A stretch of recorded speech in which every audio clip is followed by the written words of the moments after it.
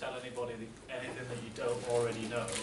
What I want to try and kind of do is get people maybe just to think about some of the things we do know slightly differently, because that's what that's kind of where the basis of this came from. Was there's a lot of things that are just kind of accepted, and you don't really think about them, you know. And I just started thinking about it and thought, you know what, there's a few questions here that I think are worth bringing up. So what I mean by planning perspective is trying to look at it from a way as if you had been, like Paul was saying with the working, like if somebody had to do that, at some stage somebody had to come along and say, we're going to do this, we need somebody to actually work out how that's all going to work, you know, in real life. So I'm going to focus on the day itself rather than any kind of higher level planning. I'm just going to cover 3 areas because I was going to try and do more, but when I first went through it, the first section went to about an hour. So I thought, right, well, we have you back in need to reassess this a little bit. 92 quid and it's all just going to be photos as well, because, you know, it's just interesting. I find this one here, you see the mouse on there? This black and white one I find absolutely fascinating. Look how close those people are. I mean, you would never get that in a million years now. I mean, this woman here next to the policeman, I think she could actually touch the policeman. Yeah, she could hurl something into the any one of those people could have a gun. You know, in Dallas, they probably did. You think how easy that would be. And the people in front of the bus, there's no one restraining them, is there? No, I find that photo incredible. It's a brilliant photo. And I stole all these, by the way. They're none of my photos. I just stole them off the What internet. Diana Ross and the Supremes were doing on the right-hand side of it. So yeah, I'm going to have a look at the shooting, and then Oswald in the TSBD, and then Oswald in the aftermath, because those are just the 3 areas that really stood out to me. It's another great photo. I love this photo. So crisp, you know. That could be yesterday. It wasn't the fashion. That could have been taken yesterday. Yeah. Okay. Right. So if you're going to plan something like this, presumably. Oh, by the way, what I might say, I'm not saying this is all right. You know, I'm not wedded to any kind of this is what I think, and so I'm going to try and make things fit in. I'll suggest stuff, but it might, you know, it might be totally wrong. But as a planner, you're going to have to, you know, there's going to be an investigation. You can't shoot the president of the United States and then just say, well, we don't know who did it, it's unsolved. So that, you know, we've got Oswald as the patsy. But you can't just say Oswald did it, that's it, case closed. You know, I know the police effectively did do that once he was shot. But there's going to have to be something that you're going to say to the American people. You know, this is the official version of what happened, and even if that's under, you know, to a degree, under the control of the people who are actually plotting the assassination, you're still going to have to do it.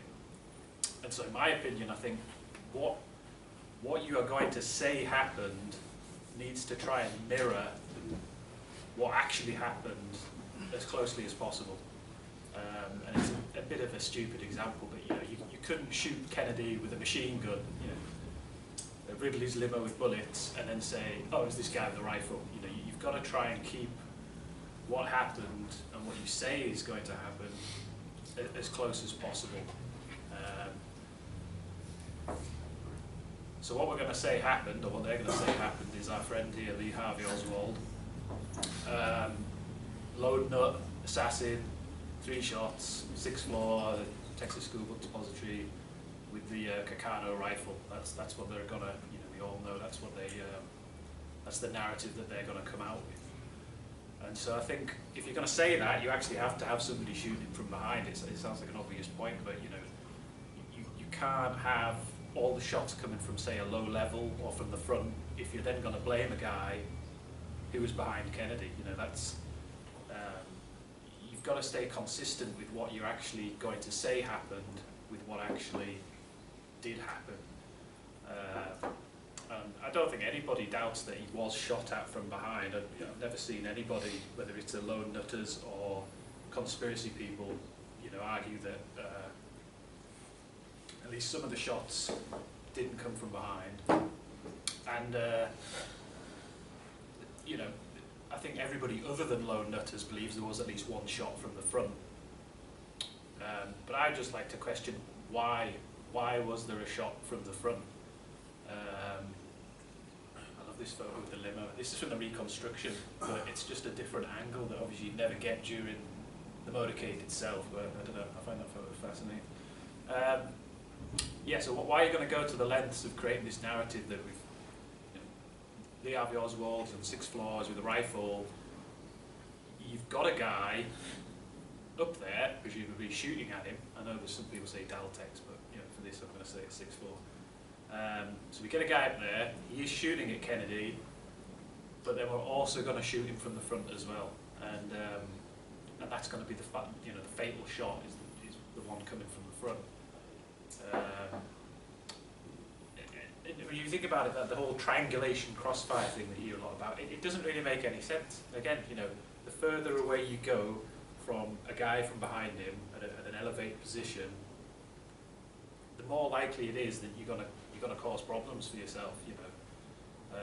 So you're gonna get things like eyewitnesses, which I think the Newmans did actually say the shot came from behind them. There's guys up on the railway overpass that they thought the shots came from the knoll. You're going to have possibly compromising photos, which maybe have shooters on the knoll in them. You're going to have to deal with that issue. You're going to have the problem with the doctors at Parkland. They're going to say, well, this guy was shot from the front. And you're going to have the autopsy, which is then going to need to be covered up, because obviously an autopsy is going to show that he wasn't just shot from behind. So you've got all these kind of problems that you're creating for yourself if you shoot him from the front.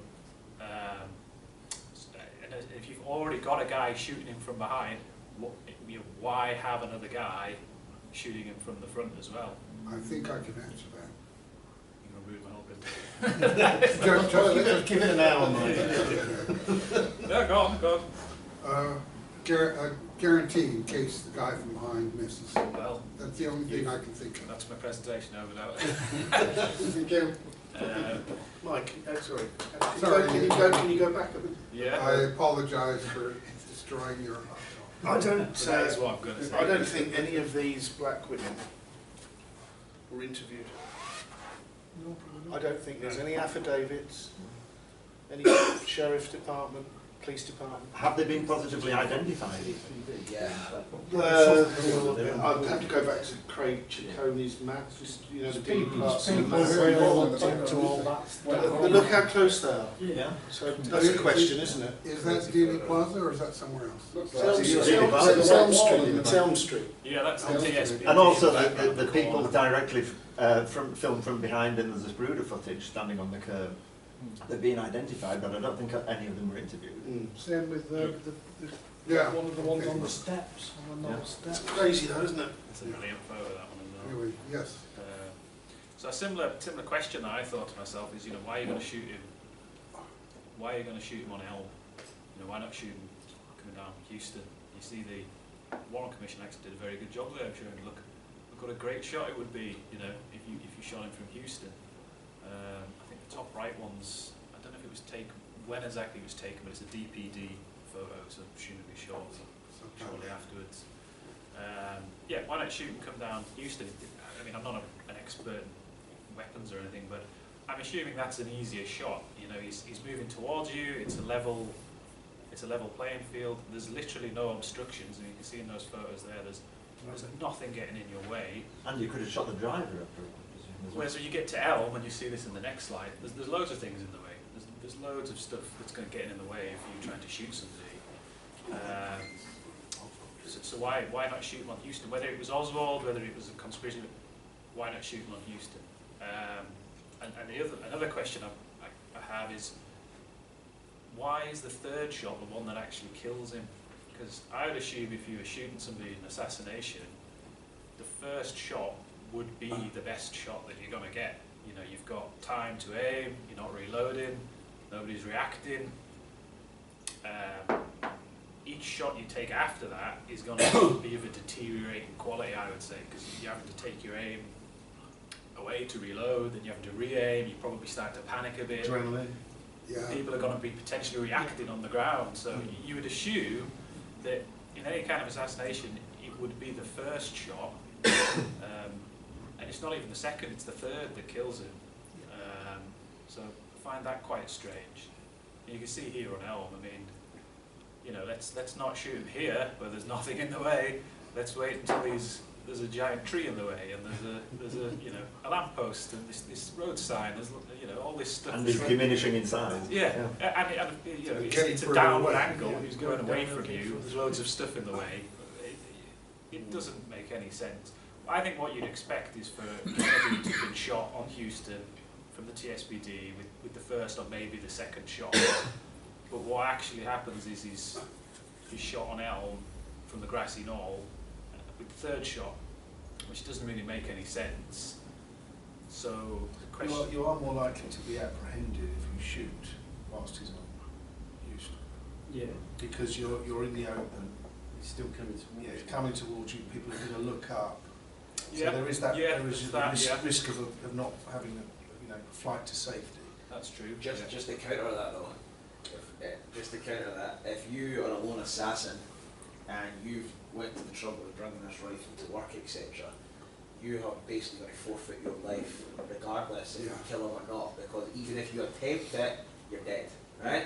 So you want to make the best shot available you possibly can, right? Which is coming down Houston. Which is Houston. No. Yeah, yeah. To let him go on Elm, your risk, your margin of error is just... Well, if you've got to try and say it was Oswald... If you're a then crazy absolutely lone nut, Houston. you would shoot Houston, him yeah, from because the you're not front. worried about getting arrested, because you Shoot him can from get the out. Do you think the actual shots to kill him would have been from the grassy knoll, but for effect, you've got to have some bullets coming from the... Because then people say, oh, I had shots from the... But then if you've got a guy behind him, why not That's just have that guy more shoot for him? effect, isn't it, probably, than anything else? It could be, but I think if you've got a guy behind him shooting at him, with it, you know, you would just have him, you know, just have that shooter be the guy that shot him, and then you don't have any of these problems. Well, of- then you've got a better shot from the from the fence, haven't you? The grassy knoll. You've got a better shot from there. But if you were just going to shoot him from the grassy knoll, there would be no Oswald, would there? 'Cause, you No, know, but to make it an Oswald, you've got to have something coming from the rear. floor. Yeah. Yeah, you've got to have that action to say, you know, because if you do nothing from there, the story completely goes, doesn't it? yeah, Yeah. yeah, yeah. Can I just say, do you think the original plan was to have more than one shooter, so that they could blame it on Cuba or Russia, which was suggested? I mean, for some reason, because didn't Johnson say, oh, we can't have that, you know, you must stop referring to it as a conspiracy? It's hard And to they say, isn't it? changed it to a single shooter. I think there's definitely a possibility that they were going to say it was Cuba, and then Johnson came and said, this is nuts, we're all going to die in a nuclear war here, let's just so maybe they back away changed from this. the Right. original Yeah. plan. There are people who rather confusingly suggest that there were two plots taking place simultaneously. That one was a Cuba to create a Cuban trigger something in Cuba, but that there was also Michael the Payne real thing said taking something. place at the So same time. Michael Payne came out with something about that, where it's bizarre theory where Oswald sees another assassin or something. And it's like, And there's also the story of the team that's in Dealey Plaza to abort the Yeah, assassination of Tosh Plumley, yeah. Just You end up with a plaza full of assassins, don't you? Yeah. What are the chances that two people will pick exactly the same time and location to shoot her? Just to touch upon your point there, in Destiny Betrayed, Paul Below talks about if they had to omit from a shot from the knoll, they were going to try and pin on a guy called Gilberto Lopez, who was somebody who was also in the PCC. Yeah. So that was a possible no shot if they had to admit to it. Of course, it never has. Well, so we're touching on it here. Why? And as I say, I'm not saying this is definitely what happened or anything. It's just things I've thought and thought. Well, this could be a possibility. You're right to ask. What I possibly think it's because there's a backup. I think somebody said that there was a backup. I don't think necessarily the plan would be to use the backup. But you've got to have a backup because you can't have one guy doing. You can't rely on one guy. If you're doing something of this kind of scale, you couldn't just rely on one guy. The gun could jam. He might get cold feet. He might get caught before it goes into operation. There's all kinds of things that go wrong. So you're going to have somebody else just in case, because I think once you start shooting, you've got to make sure he's dead. Yeah. Like you cannot, the worst case scenario, I actually think, it's better not to shoot him than to shoot him and he survives, because I think at that point you're in serious trouble. Yes, it's got to be a zero survival outcome. Yeah, It's bang or bust. You can't have him, if he comes out alive, he's, you know, he's the president, his brother, Attorney General, they're coming after you, and you're going to be in serious problems. Yeah, Walt Brown said that to me when if he had survived, Robert Kennedy's Justice Department would have been all over it. It Well, was, once you start, you can't. it was all or nothing. When he was dead, he was finished, wasn't he? So I think that's a key part, is you're going to have some kind of a backup guy. And I think, I think this is 1967, but I always find it funny, because I don't know if you can see, there's like a, There is a pointer there, Andrew, if you want to right use it. here, there's a kind of light blue station wagon, which Yeah, I just find quite amusing. Around With Ruth Payne That looks exactly like my model I've got in the house. hanging around Dealey Plaza, 1967. Did you just find that picture online? Yeah, I found all of them online, yeah. It's a good website that Just show it very well. That's on Buy it or make Richard it? McBride. There was Richard some McBride's I can't remember them. He had like a website. barrel name, I think. But Inside Job. Inside Job is the website. it's a brilliant photo. That's brilliant. Yes, I think the Knoll's a great backup location. You know, if you shot him on Houston, what you'd expect the limo to do is just go straight down Houston, wouldn't you? So that's going to take it out of Oswald's kind of range of fire, unless he's hanging out the window like this. So you're going to need somewhere that's still feasibly within Oswald's range of fire. Now, you could say there's the problem of this isn't from behind him, this is from the front, but you can kind of fudge that, which is what the effect is going to be.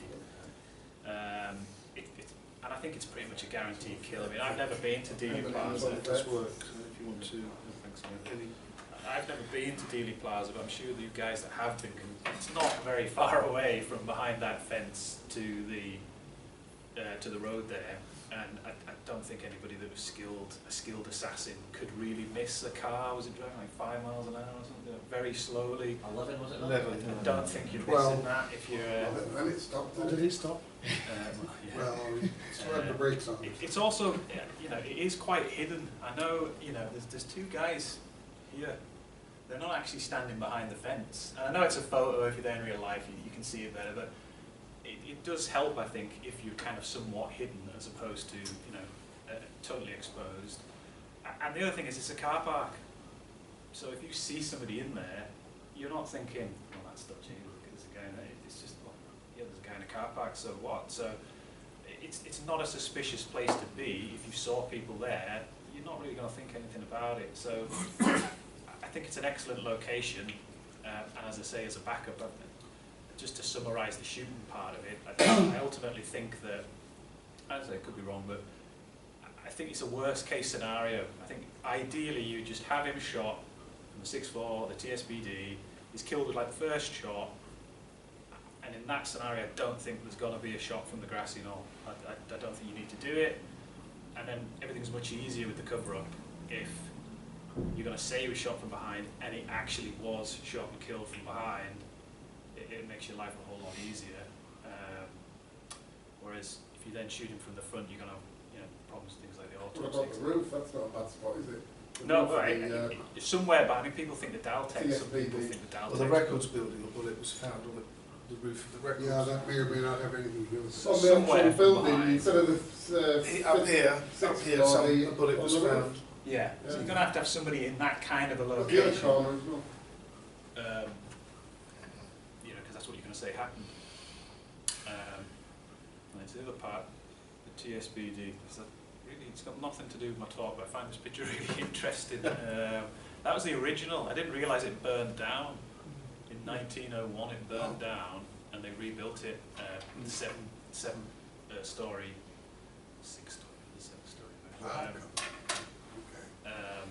It's the rebuilt version that you see today. The other thing I find quite fascinating about it is that it was empty from I think late '61 to maybe kind of springtime '63. Good time, isn't it? Yeah, I just think. Yeah. There's somebody planned it. It could possibly be a front company. Yeah. There's a lot Yeah, more but all of a mixed sudden apples. it's like, oh, let's move this. This is interesting. TH Bird, the owner, is very interesting in who he was connected with. It Yeah. almost makes you wonder whether that building was Let's get these was people out more of here. significant than you know. Well, that's so fascinating, because normally if you were going to assassinate somebody, you would go to the, the assassin would go to the, it's almost like they brought Kennedy to the place they wanted to, so the opposite way around of what you'd expect to happen. I think there's more to that building than meets the eye. William Weston has done a lot of good research on the TSBD. Yeah. If you Google for him. And Something how I keep close it meaning came to- in the 70s and 80s to being demolished. Yeah, absolutely. I mean, there's a book about it. Stephen Fagan has written a book, Yeah.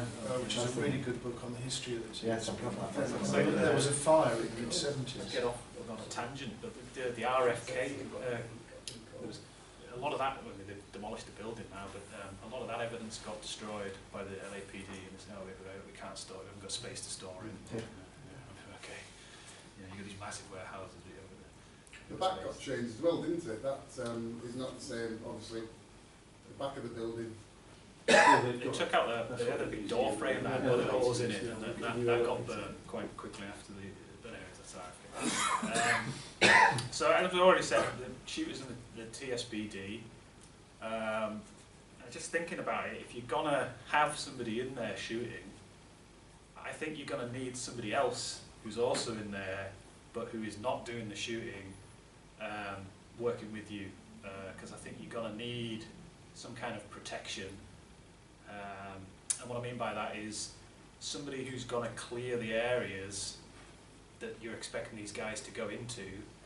And I know it sounds kind of a bit obvious, but if you send guys into a building and there's been no prior screening or anything like that, they just go in, what do they do if they get up there and there's people up there?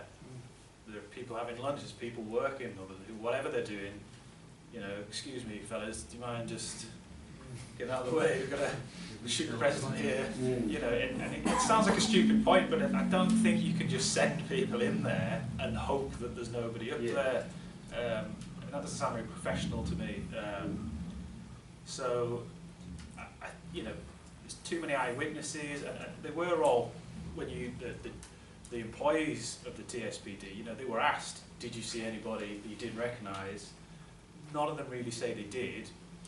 I think there was something about a guy who went to use the toilet at some point, but other than that, so how are you going to explain if people say, oh yes, I saw, shortly before the assassination, I saw these three guys running up the stairs,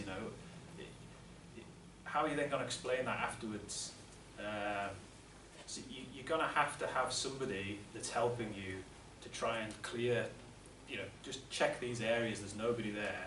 And that isn't going to mean that there's no chance that you're going to get caught, but I think it is going to reduce the chance that you're going to get these kind of problems. And whoever that is going to have a legitimate reason for being there themselves. Yeah. So presumably an employee, because I don't know, there was, somebody that's working in the building at least, because why else would you be in the building if you're not working there? I think there was 69 employees in total on the day of the assassination that were in there. The other thing, as well as the kind of somebody to scout out what's going on, is if you're going to assassinate somebody from a building, you're going to need to have a lot of information that maybe, you might have plans of the building, you might have been in there when it was empty, checked it out, but there's got to be a lot of stuff that you just need to kind of know if you're going to do something like this. So, who works where, how many people have access to the building, who normally works on the 6th floor, what's the current layout. These boxes were moving all the time. It's another thing, what do you get up there and this window is blocked off by boxes, You've got to know, all this kind of information, lunch habits, where do they lunch, is there anybody likely to be up there at this kind of time, just to piece together a kind of picture of how the whole building kind of operates. And I think you'd need that as well if you're going to go ahead and do something like this. And I don't know, but I do wonder whether or not Oswald could have been that guy, basically. That, you know, you don't need to know exactly what's going on to be that guy. Possibly not. It could be somebody else who's working in there. But you know, yeah. Well, there was actually a remnants of a lunch found on the 6th floor, Yeah. but they found who had eaten it later. At first That's they one said of the it things was that got me Oswald, thinking, because I but thought, it wasn't. It was one of the other employees. I mean, if he's up there, what do? You can't, you know, just politely ask him to leave. And of course you've got the floor laying crew, you don't know quite how far they will have progressed. I don't with think that you can just pile in business there as and well. let's just hope that there's nobody up there. Are you You talking know. about the internal or external floor? Could they have got Oswald to do that job Talk that there were of outsiders Right. that were laying the floor. No, I was thinking moving of the box and internal. everything? Just Yeah. the employees. With him not realising that he was actually going to be named as the shooter. He's gone downstairs. Yeah, well, I He's, tried to think what we can tell Oswald. He's gone downstairs and couldn't then really not come- realising that he's the. come up it's with a a good fancy. answer, but I think you have to tell him something, and this is what I'm going to get onto kind of next. Is, and this is what really got me thinking about this talk. It was actually Bart Camp's prayer man Yes. thing. I'll come to that in a second. But I can't emphasise enough how vital. And I never see anybody mention this. You can't have him have an alibi of Oswald. Like, he cannot have an alibi for the shooting. Otherwise, the whole cover-up and pretty much the whole plot, if you're planning on blaming it on Oswald, is ruined. You know, again, it's an obvious point, but he has to be in there, obviously on the day, but at the time, and he has to have unverifiable movements, because you cannot have somebody say, "Oh yeah, I was with him all along," you know. And I think most people, even now, certainly in 1963, but even now, if the President of the United States is driving past, I mean, you know, that one there, that's you know, that's the TSBD there, the kind of blurry photo, but he's driving right past the front of your building. You're on your lunch break. You know, what are the chances that you're gonna go and watch that? You know, very, very high, I think. It's no effort whatsoever to just walk outside, and how often are you going to get to see the President of the United States from a few metres away? You know, and Oswald's supposedly interested in politics. Yeah. But And borrowed books on JFK and Yeah. expressed admiration But for instead, it. he appears to be one of the only people. I was trying to find who was actually in the building at the time, who wasn't watching it. Was there anybody else who was just, "Oh, I'm not interested, I'm just going to sit here"? Troy West said that during the shooting he was eating lunch Yeah. There might have been a couple. inside the building. There He was a woman, he the parcel round. Yeah. one of the Well, women he on never left his I think place. there's a woman said answering the phone. she said she'd seen him before, so she was happy to. I think that was the woman who Look was one after the woman phone. who said she I can't volunteered to answer the phone, but Yeah. then the phone went dead. Yeah, she So was she the one went who and watched it anyways. testified that the phone went Yeah. dead. Oh, Yeah. phone lines went down. But I mean, you can't put that to chance. Let's just hope he doesn't go outside. You know, and as I say, it was Bart Camp, because with his prayer man thing, I thought, well, if that, I'm not going to get into whether that is or isn't Oswald, but if that was him, how close it would have come. That he just has to be standing a little bit further forward so that you can see his face. Or one of those other people that are on the stairs with him turns around and says, "Oh, hi," you know, just notices it. Snatch the conversation. That's it isn't over. Yeah. That is it over. And so I don't think you can possibly allow Oswald to go and watch the parade. Definitely not outside, and even from a window. There's photos of people, you know, the guys in the windows. See, you're saying about the boxes around the window. Yeah. Bonnie Ray Williams testified that it was the floor laying crew that put the boxes around that window like that. Would you? The Floor laying. Floor laying. I think you're talking maybe one of those guys was, Internal floor. Because there is talk, there's talk about external floor laying people, another. Oh, they're from outside. Another company. I'm not External sure. to, external to TSBD Yeah, yeah. employees. Yeah, but there was a floor laying crew for the tech school. So I they, know, The there's actual yeah, people There's, who work there's there. talk about either internal or yeah, external. well, Williams says that they've done it. Yeah. As in, I think Lovelady was a part of that crew in that as well. So he testifies that it was themselves that put the boxes round like that around that window. well, Lovelady is another good example, because, you know, like this one where everybody, you know, people said it was Oswald for a while, and it's obviously not Oswald, it's Lovelady, but imagine if that is Oswald. Imagine if that was, well, the whole thing's over then. Well, there he is right there. Can't be him. You know, again, it's an obvious point, but Oswald cannot be allowed to have an alibi. And my opinion is the only way you can guarantee somebody isn't going to have an alibi is if there's some way involved, you know, possibly unwittingly. I don't know what Oswald thought was going on, but I think it's possible that if he is involved in something, that would explain, you know, how the shooters can get in and out and be confident they're not going to be seen, and it would also explain why they're sure that Oswald isn't going to be stood outside getting photographed, you know, and he's going to have a cast iron alibi. Oswald looking rather grim for himself. Right, so last bit, which is kind of focusing on the aftermath, which I think what happens to Oswald in the aftermath is absolutely key if you're planning something like this, because he needs to be ID'd as the suspect as quickly as you possibly can. I think if you're going to let him wander around afterwards, there's so many things that could go wrong. I mean, he might flee, he might talk to somebody, he might talk to the police, he might talk to the media, he might say something you don't want him to say.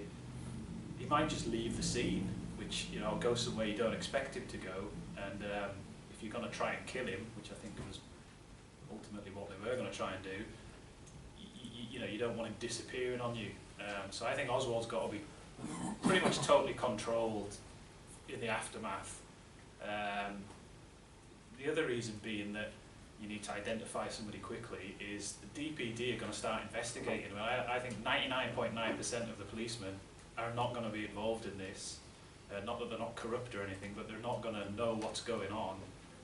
And so they're going to start investigating it. You know, they're going to start collecting evidence, they're going to start speaking to eyewitnesses, they're going to take affidavits, etc. And some of that stuff might point to somebody who isn't Oswald. You know, you don't want evidence cropping up that says, well, hang on a minute, maybe this isn't Oswald, or it's contradictory to what you're going to say, the narrative of what you're going to say happened. So you really want to shut that down as quickly as possible. And again, the best way to do that is Oswald's our man, case closed, ignore everything else, just, you know, forget about investigating anything that doesn't say that it's Oswald. And, you know, the assassination's at 12:30, Oswald's arrested at 10 to 2, you know, an hour and 20 minutes. It's absolutely incredible that, you know, there's not a lot of evidence that you've got this guy in an hour and 20 minutes. I mean, it's unbelievable. So you're going to have to go about establishing Oswald's guilt, and you're going to have to do it quickly. And I think you've got two options with him. You can arrest him or you can kill him.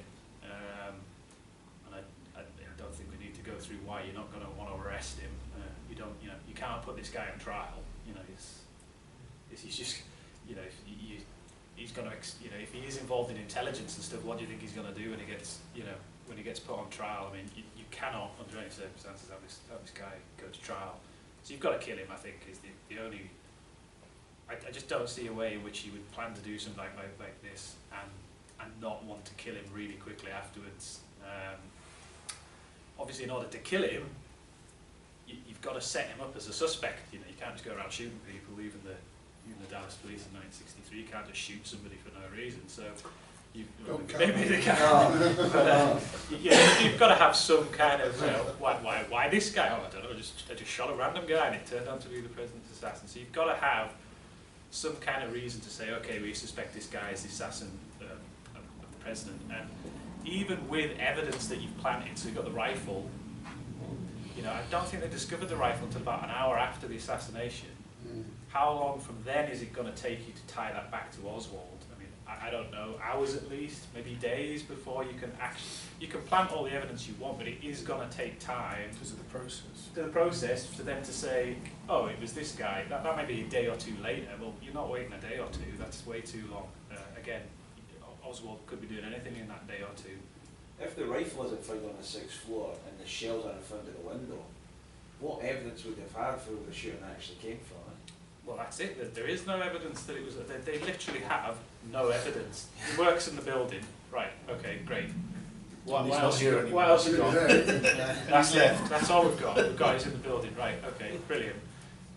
So you're gonna have to do something so you can go after this guy, and you don't have enough evidence because he didn't do it. that he was, you know, that he killed Kennedy. So I think the best way to achieve that is to basically frame him for another crime that you can kind of have more control over, and then once you've framed him for this other crime, then you can go after him for that, and then link him back. And I think shooting a policeman, and again I'm not saying this is definitely what happened, but it's just something I thought about, is, you know, if you shoot a policeman, especially in 1963, that's going to provoke a pretty strong reaction in people's minds. There isn't going to be a trial of Oswald, so you know, they might get some people who say, oh, well, I'm not so sure, but if he's killed a policeman as well, then you kind of, you know, it just makes him look even more guilty, and it gives you a reason to go after him. And I think crucially as well, the likelihood of him being shot rather than arrested is greatly raised if they're going after him as a cop killer. Yeah. You know, I wouldn't really want to, you know, be armed, wanted for killing a cop in Dallas in 1963. I wouldn't fancy my chances of surviving that. So I think Tippett's murder is a great way of establishing Oswald very quickly as a suspect, and saying, right, this is the guy, we've got him. Amazing the timing of that shot, they've got. So if you were going to set up Oswald for Tippett's murder, what would have to happen? Well, you'd have to be sure Oswald's going to leave TSBD, which, you know, he obviously can't stay there. He's not a suspect. You've got no reason to shoot him. There's police everywhere. He doesn't have a gun. That, you know, you've got to get him out of that area. And if Oswald wasn't involved as well, would you not hang around? You know, this massive world event has just happened, like in the building that you work on the floor that you work on. Surely you'd be curious and just, you know, I'm going to stay and see what's going on here. He leaves pretty quickly, goes and watches a B movie. Now, and that's used to say he was guilty as well, isn't it? You know, oh, he left it quickly. You know, he's fled the scene. I think if he worked in intelligence, we know that he was a low-level informant for intelligence. He could have been placed in that building, like we discussed it nearly, about watching Joe Molina, anything like that. So when the president's killed, he's obviously maybe put two and two together and went, I need answers, what's going on here? And he's going to try and get a contact in Texas there. So you have to be sure he's gonna move, move somewhere that he can be set up, basically. Because what you're going to say happened in the aftermath is, you know, as we all he leaves the TSBD really quickly, goes to his room house, gets a gun, walks off to the Texas Theatre or wherever he was going, shoots Tippett, and then hides in the theatre, and the police kill him from that point. I don't know about the shooting Tippett part, but that's what they're going to say happened. They're not saying he did shoot Tippett. I'm just going to say that the official version is the rest of it he killed Tippett. So, you know, and obviously if you're going to say he killed Tippett, you're going to have to get him to Oak Cliff. You know, you can't, if he's hanging around the TSBD, he's not in Oak Cliff shooting Tippett. So you've got to kind of tell him something to get him out of there. And this is a bit more speculative, this part, but I think if you're going to set him up, I think he's probably taken to the Texas Theatre by car. That's just, I think, the most likely, and as other people might disagree, but I think that's the most likely situation. Tippett is told whatever he's told to get him to 10th and Patton, and then you have somebody else shoot him. Yeah, and you dump the evidence. I mean, somebody said about the wallet, you know, because all killers drop their wallet. Let's empty the bullets here as well, so make sure there's a few extra, you know, dump the jacket on the floor, you know, there's plenty of stuff going around. And so... He's not a Moriarty, let's put it that way. Yeah. It's just like, it's kind of one to be caught. And so you can see at that point the link between, right, Oswald, Tippett murder, JFK assassination. It's starting to be kind of linked. You're linking this guy to it, and then you're gonna run from there. Did you watch the Gavin McMahon Zoom? No, I have heard. I think I heard an interview he did on one of the podcasts. We did a 4 hour. Yeah. I go back and have a look at that because we talk about Markham and Scoggins, the planted witnesses. Yeah, well, Markham's very suspect. He seems to say whatever. But that could fit in with your scenario. Yes, I think from a planning perspective, killing Tippett as a vehicle to draw attention onto Oswald, you know, makes a lot of sense. You put Oswald into the Texas Theatre, and then you have somebody else shoot Tippett. I don't know, but I'm assuming Oswald's given a false reason to go. It seems like he thinks he's meeting somebody there. He keeps moving around, sitting next to people. So he obviously thinks he's going to be meeting somebody there. And I kind of touched on it before, that there's a lot of confusion as to what's going on in the Texas Theatre. I can't really make head and tail of it, to be honest.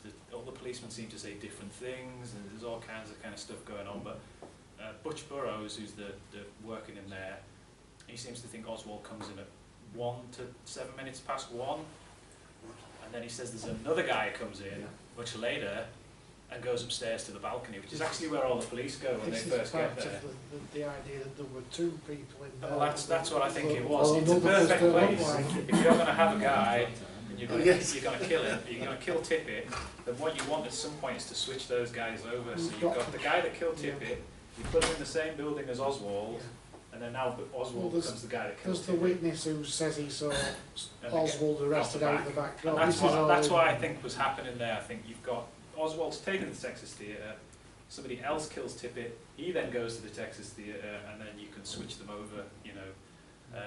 And as I say, it's confusing, but ultimately I think something's gone wrong there. So do you think Tippett's in a conspiracy then? I don't know what Tippett's told, to be honest. It's hard to know, isn't it? He could have been told anything, you know, you need to go here, or maybe he was told you're going to be catching the president's assassin, you're going to be famous, or I don't think you would let somebody like Tippett in on the plot type of thing. I don't know, but I think you tell him something. I mean, he's running around, isn't he? He kind of seems to be not sure where he's supposed to be, and then he drives to this random location. Well, I just don't, the thing is, I know we talked about the Gavin man talking, he thinks it's a setup. I don't know why you would choose 10th and Patton as a setup. I mean, if you're going to set Oswald up, why not have it outside his rooming house? Because you know he's guaranteed going to be there. Yeah. Well, if he's been driven to the rooming house though, and then he's driven from the rooming house to the theatre, I don't know if you could shoot him at the rooming house. Plus, it's this idea of you want the switch to take place between, you know, the person who actually kills Tippett and Oswald. You need them both in the same building at some point. He said he left the rooming house before they knew he was missing. Yeah. Yeah. So in theory, you know, that would be a little hard to explain. Yeah.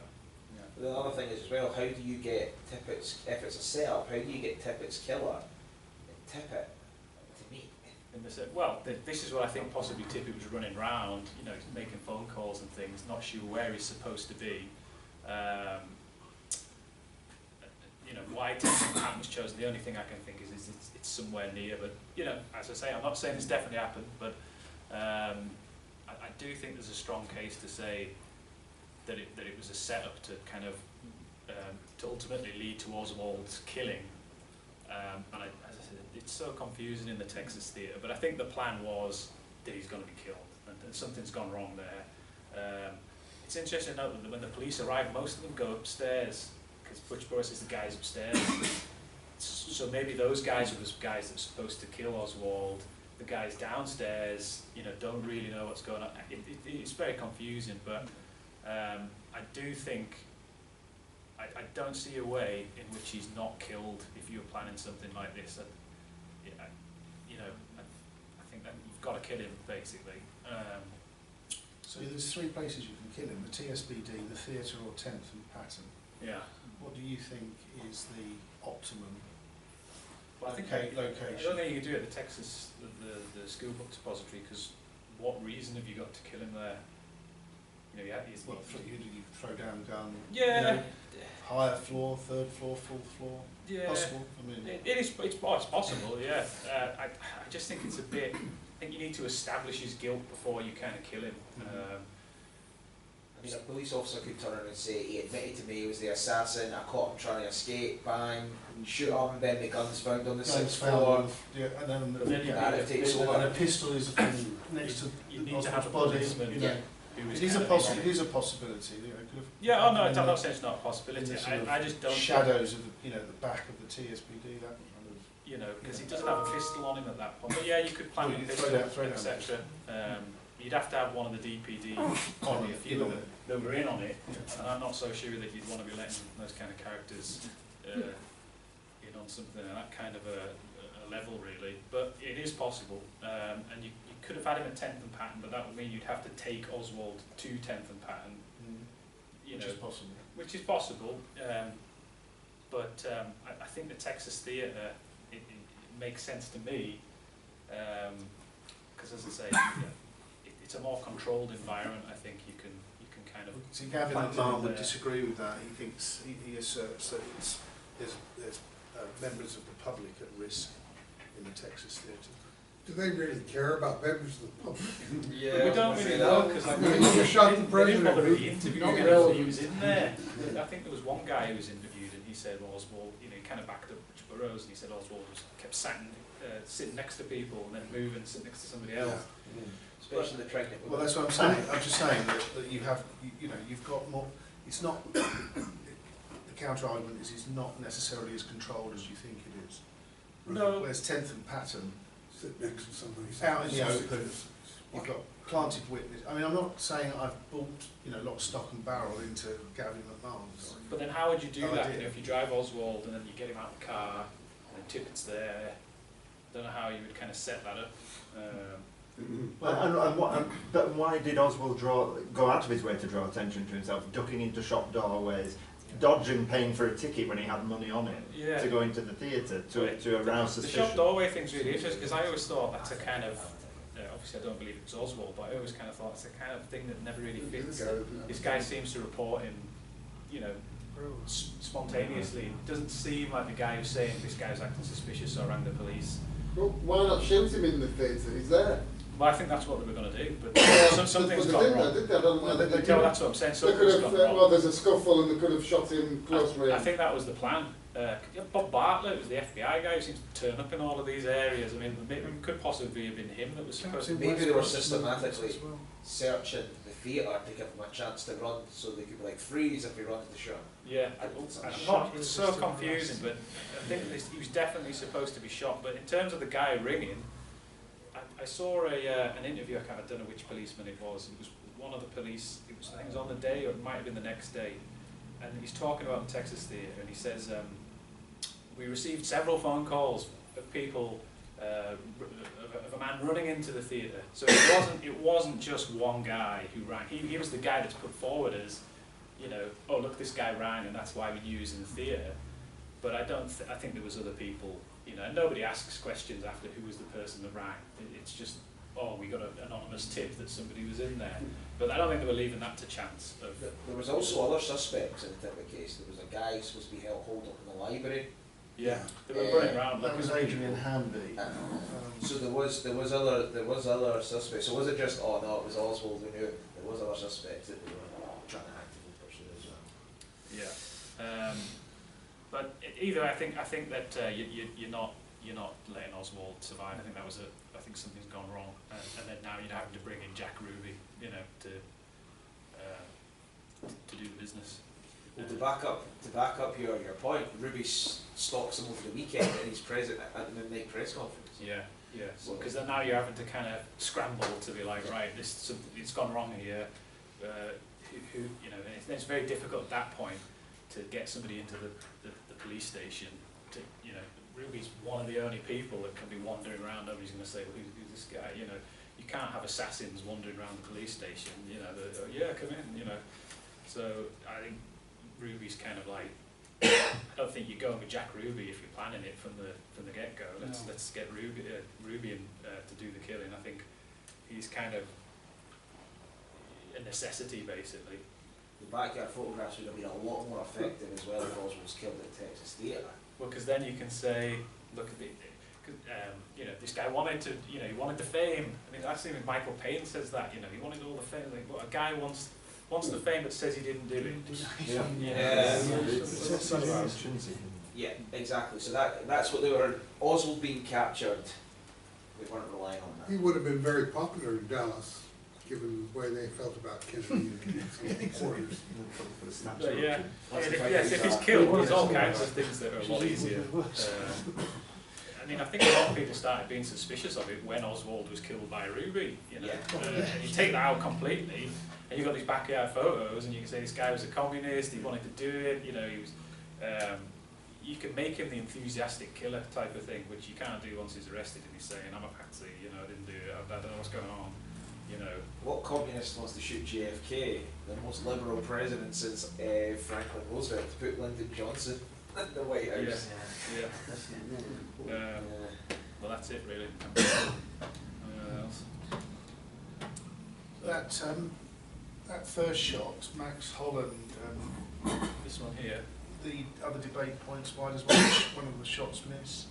Yeah, that was something else I was going to talk He about. asserts that he hit the gantry, traffic lights Yeah. gantry. I think that's what Bugiosi says You something know, about that. And then obviously goes on and What, a ricochet or something? But the yeah, first shot hit ricochet the or lamppost fragment something. or anything, you know. Because one of the shots misses, not by a little bit, by an absolute Well, mile. take It's like, one how big can you shot actually, is- I'm pretty sure I could shoot and get closer than that. Like, it's miles away. Like, so you're a Well, professional especially assassin.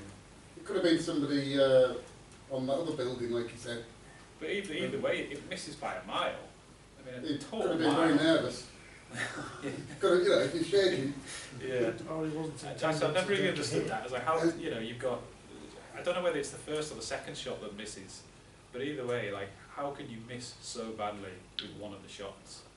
The diversion wasn't intended to hit anybody. Well, It's there, just- there is also the question about, of course, the bullet in the back. Remember, just had a Secret Service agent confess after 60 years, oh, it was me, I found it in the limo and put it on the stretcher, more or less. Yes, Paul Landis. And that bullet didn't go in very far, it fell out of his back. Well, what the heck? How does that happen? Is that dud ammunition? Or possibly the reason it fell short and was low was because it was what they call a sabot round fired from a different rifle from a different location. But it was one of Oswald's bullets. Because it was only, Carcano it was only bullets. sort of third of a finger deep, wasn't Yeah, it? well, it just went in, you know, Yeah. they stuck their finger. They stuck their finger Yeah, into it. yes. And they also used a probe, and the probe did not penetrate anywhere through the body cavity. Yeah. So, I mean, there was that other chap who was one of the medical technicians or something who witnessed this when they removed his lungs and things, and he saw the probe actually pushing against the chest wall, but not penetrating through, because the hole didn't go through. I don't know how true that story is, it seems to ring true to me. So, it was low, I mean, it was about that far below his head. So if they were trying for a headshot with that, either first or second shot, why did it miss and why did it not really have a lot of power behind it? And if it was a sabot, you could understand why it wouldn't have had as nearly as much speed as a genuine rifle bullet. Well, because if it had been a real bullet, it probably would have hit him in the heart and killed him instantly. Well, possibly, Which if is it the way hit to him do it, in the yes. lungs, the way that Connolly was hit, so. And the other thing is, Kennedy was not clutching at his throat. He had his hands like fists. It was a reaction. Okay, a reaction to being hit in or near the spine. And Latimer, while I would dismiss nearly everything else he says, I think he did pinpoint the fact that Kennedy's hands were like this, and this was something that had been seen before in spinal injuries. He even showed some pictures from Civil War era or something. Yeah, it's called the Thorburn reaction of all things. So, I mean, that would all actually fit together even more than the single bullet theory would. What, some of the best evidence we have of a conspiracy is the President's clothing, of course. It shows the bullet hole in the back. Not the neck. Not Not the neck. not the neck. Not the back of the neck, but in the, but at the level of T3 in the back. Yeah, That's some of the best evidence we have. yeah. The man we were in the limo down Elm Street, okay? We were. At 2 separate occasions. When I rounded that corner, Not these same limo. No. well, maybe it was. We'll just go where it was, right? Yeah. And when I won a coin toss with Scott Reed, and I got to sit in the JFK seat. And when I turned that corner, I felt like he had absolutely no chance because he was trapped. He had nowhere to go. The man, as soon as he turns that corner on Elm Street, the man's life's over. Yeah. It was a very profound and sad moment. Eh? It was quite eerie, actually. Especially for Can the you go north. back to the, You're not missing from there, are you? Similar limo. actually I was just It was the Continental. It was the same Oh, one. was it? Same one. I did. this, Is that there? this area here we did a lot of research on Oh, right. as a possible Shooter shooter location. Yeah, Um, the Livingstone covers it in one of his books. There's a storm drain here, it's big. which gives you access, and there's a lot of cover. In fact, the tunnel, the drain would go underneath the railway tracks and come out the other side of the embankment. And this is a really good shooter location. There must have been somebody at Quite the close to the rail, people on the railroad. Yeah, well, the thing is, again, you always think that that's the case, but most of the people are here, Yeah. right? And we stood there. I mean, there was quite a few of us, wasn't there? Mike, Simon. I mean, we're doing a lot of work on this. If you are on this railway track, Yeah. you are focused here, and you are focused here, because you see the parade is coming down here, all the hoo-ha, and obviously coming around here. But this diagonal actually gives you cover from here. And I always thought, it'd be so obvious to see you, but it isn't when you're But actually. you're not thinking Yeah. about Yeah, it. you- You're No, not, because nothing's you're happened. you're focused. You're waiting for this parade. Yeah, It's you're all not about- thinking he's going to be killed. And we did this limo switch. We had two crews in the limo, and we actually photographed from various areas. We had the Alkins, sort of Mormon photographer. We had somebody on the pedestal, somebody up here, and somebody around here. And I can assure you that when we were waiting for the limo, as everybody would have been that day, and you're focused over here. And that's why if there is a South Knoll shooter, you've got the diagonal here as well. Again, I thought it would be bloody obvious to see them, but it isn't, is it? There's two reasons why, Neil, as well. Two other, from the one you said about where people were looking, Yeah. is that corner, there's like a corner support of the overpass is Yeah. pretty big. The concrete, You the can see concrete, it, concrete we looked- balustrade. And we looked at the angle, and also, if there was a shooter there, I'm not saying there was, I mean, I always believed it's Here. yeah, in the obvious place, but you're not standing above it with your head. No, Well, you're in the ground. you're in the You're ground. standing in the. It's a deep It's hole. a sunken drain. It's in the Livingston book. One of the Livingston books. and, it's and, photographs. and that there was a fence behind it at the time. Yes. Yeah. So you'd have been completely obscured from anybody even standing as close to you as on the overpass. Those Well, people aren't paying attention. And you can escape. You can escape through here. I mean, the tunnel hole It's was big. about that It's big. pretty massive, yeah. I mean, yeah. I mean, I was surprised. We how big didn't it sort was. of conclusively, all agree that this, No, this is where it was, but It's just possible. it is a feasible. It's It's a just good possible. shot. It's a Yeah. good shot. Why is it a good shot? Because if you're firing from the front, you've got the two Secret Service people in the front, then you've got. But you're raised. And you've got the windscreen of the thing, so you're going to miss all that lot to hit Kennedy. No, because Kennedy's coming at an angle down higher here. up as well. He's coming at an angle. Yeah. Yeah, Well, you get the And, big and, view of and, the and car. you are high. You are high. Is it right? You've got a three-quarter view of the car, like a little. Yeah, as it's coming this way. Hmm. I mean, obviously, if it was a straight drive. Is it where the But is it where the car is? I know it's a daft question, but Yeah, is that the that's just about. well, that's just it's probably about here, isn't it? The kill shot. We'll put somewhere around there. 313. Yeah, and the So, irony so, is- so you are on the diagonal to some. Yeah, do you want to? Right, send that. We can put that up on the screen. If you send it to my email address.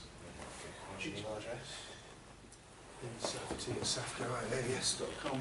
Address. Yeah, just if you press escape. Yeah, while you're doing that, Yeah. can I just ask, I've heard The about, irony is that- about how there were, The irony is that Altman's wanted to stand here, and he was told to F off by Foster and the railroad. Yeah, because Foster was what the policeman So on he the. had to go all the way back, and he wanted to photograph from there. That Did was he? interesting. I didn't know Yeah, that. read his evidence in them. Because he was, when he saw them, when he was over Because he here, was over here, he wasn't saw they were all still there, and it really pissed him off, apparently. Yeah. You know, he made the point to the, Warren Commission, I didn't know that. Okay. okay, I was gonna ask, I've heard it said, I think I've been seeing some photographs from the Zapruder film that shows that there were yellow painted blobs on the curb. Yeah. Yeah, still there. And it's, what? Still there, some of the yellow paint. Are they? Some of Yeah, it? not much of it, but it's No. still there. Okay, and on the day, wasn't some people afterwards saying that the paint was still wet? Yeah. yeah. Did you see it on Just a bit the lady's shoe? On It's underneath of the shoe, yeah.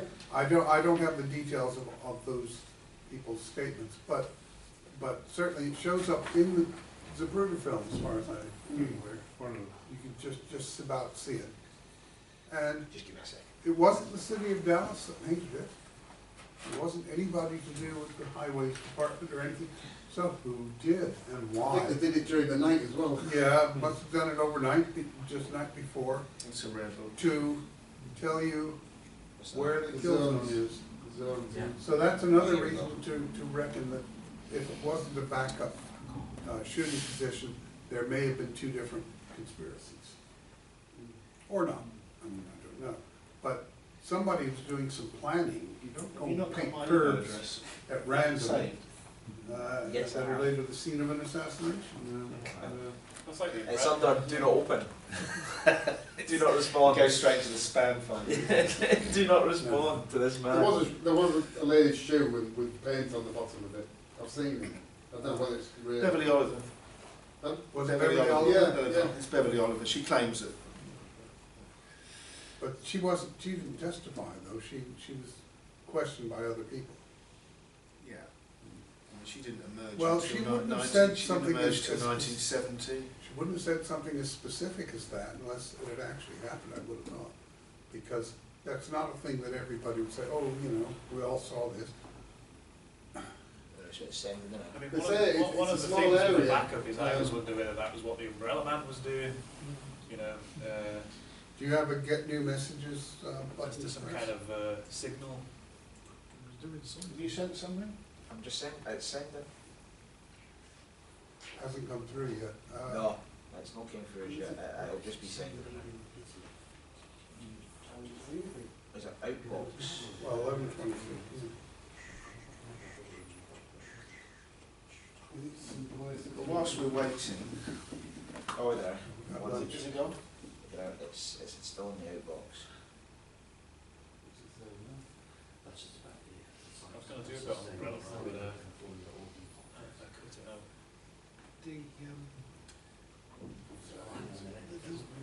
Some of these books I've been reading recently mentions about the possibility of just the old idea that always sounded crazy about having been sort of weapons. In There his is umbrella. more evidence to mention that they were doing stuff like that. I'm sure they were doing stuff like that, whether you'd actually...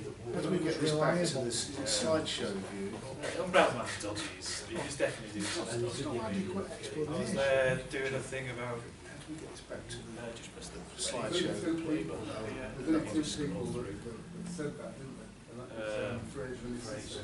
Yeah, it was supposed to be some kind of thing about Kennedy's dad and Neville Chamberlain. I mean, this is The ridiculous. guy stood next It's to him as ridiculous well. thing So to the do. guy did out the sick who's got his. He stood in the street. He's was like- more. And those two guys are the closest two Yeah, guys. just to the that. shoot. Just, Those two guys. I wanted to just bring you back to this one because you talked about where could we hide the gun. All these wooden, that's what I was telling you, Johnny. This is all wooden box sort of encasements up here. The other thing about hiding the gun is if Oswald wanted to be the I killed the president, why would he even hide the gun? Why not just leave it? Yeah. If he- No, but I'm just saying that there could have been a gun brought in at any point, and there is a photograph That's a of, sentinel. okay, there is a photograph of this perspective, one of these photographs, looking east, and there is a like a jemmy, you know, things that you prise open Yeah. boxes with, and that, you know, you could, if it was concealed in something like this, you could just literally, it's already assembled, a gun is assembled, a rifle is assembled, and you can just prise it open. And once you've got policemen crawling all over the place, if you took that out at that point, That's why- you know, that's it's why- not going to seem strange, a policeman with a gun. No. Let's just show you that one photo, and we can wrap up. Oh yeah, he seems to know a lot about the bolt action. There's only one lone assassin we know. Oh, that's your green. Yeah, this is the. That's what it is. So that's That's yeah. the end of the fence, cricket fence. Isn't it? Yeah. So Just before the bridge. yeah, exactly. So that we're on the diagonal now, and you know you can. That is. They're down the wood. The I wood would say it's about. there. I would say it's about that deep, wouldn't you guys? Yeah, it's probably deeper actually. Yeah. About this deep. Yeah, probably about the same height as you. Yeah. What, to the So you go in. You go. in, And it's wide as well. And so facing us, the audience, this way is a round tunnel which takes you underneath the tracks. So that's quite a good location, potentially. Also as well, Lee Bauer seen two men behind the picket fence. Yeah. Okay? Now these men have never been identified. If there was not a nefarious reason for these two men being there, why did they never just come forward and say, well, I was behind the fence at the time and I never seen anyone shooting there? If they were completely innocent. and the other guy, Ed Hoffman. I don't know, yeah, I That's see a people good like one. Gordon Arnold and Ed Hoffman, I can't really go to So this is where the It was the guy that was the Back Secret and Service agent that was up Yeah, there. just You know. It's fair way away. So what you're saying, Johnny, is there was one guy here that received the Well, that's Hoffman. Yeah. That's Hoffman, yeah. I'm talking Lee Bowers. Okay, well Bowers is here. Yeah. Bowers is So there. Bowers sees two men behind the fence at the Yeah, time of the those two assassination. cars. Right? In together. So Bowers sees Maybe two men drove behind the around. fence at the time of the assassination. Yeah. If these... Where? Here? Yes, Yeah. around that area, right? Now if the two men being behind the fence is completely innocent and they're just viewing the motorcade, why have they never came forward in 60 odd years and went, I was behind the fence at the time and there was no shooting there because we were Does there? anybody know? You know, if you watch any of the films, I think there's guys. You see what this guy stood here. But why you be There's starting like three guys up there. I Yeah, don't one- know if they ever. One- two of them. Has it? I know. One was the gardener. If you were What behind did the they fence say? and nothing transpired there, Well, they all you reacted, could be didn't told they? They say they came to say, They behind the fence. they reacted as if it had come from Yeah, behind. yeah, when you watch it, it's like, maybe they're just a bit kind of thing, but that looks like it's come from over them. I'm going to get the blame for this. I was never sure if No, those no, three because guys there's had been no shooting. found. I read somewhere that they were Yeah, they had one was the, I forget his name, he was the Dealey Plaza. It's like gardener, Yes, wasn't he? so he basically looked after the whole park. Guys, can we have He was on steps with two other guys.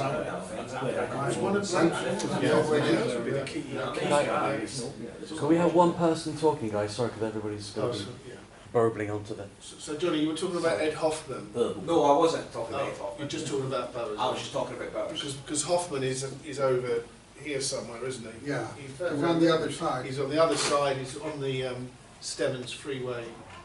What's it called? Hard Shoulder. Yeah.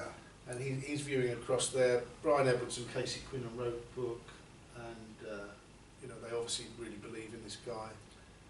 And he claims that the shooter here breaks it. I think he said breaks it down, tosses it to somebody else who is standing by one of these boxes, signal boxes, and he puts it in a holdall and he walks north. He walks this way. So I don't know about Hoffman, but that does make a lot of sense, that if you're going to be the one that shoots him, you want to get that gun away from you to somebody else as quickly as possible. you know, you don't. You're Well, besides, you gotta whip out your Secret Service ID and walk around in front. yeah, that's, That was a fail-safe. Now, James Files,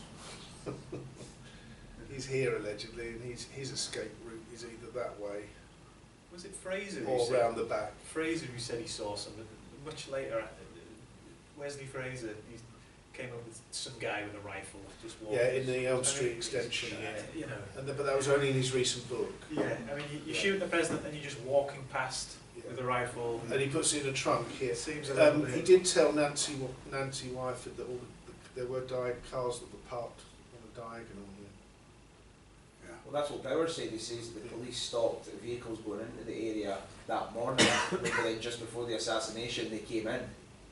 Cars were then coming in. 3 cars came in at the time. I think the actual car park was packed on the actual day. Yeah, More packed than it is in this photograph. yeah, but cars could still drive around it for sure.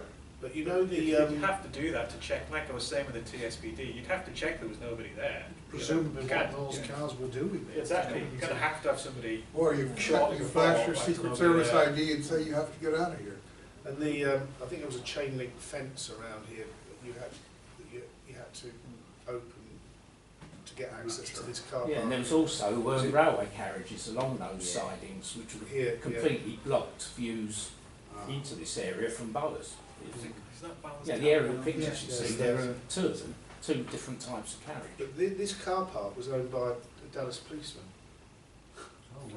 Just to throw another nugget into the mix, and he rented it out to the sheriff's department and other public sector employees. I mean, and you just cannot Because imagine I that it wasn't originally, clear. years ago, decades ago, I thought this No, was it would just be where clear. Fraser parked. No, Yeah, it's well, around But the he's over Yeah. here, Yeah. way down. But so well, this wasn't for TSBD employees. Who was the guy that said that, I think it was to the ARRB, that he seen Fraser arrive at the Textile Depository and he asked where his Where body he was, rides. and he says, oh, I dropped him off at the entrance.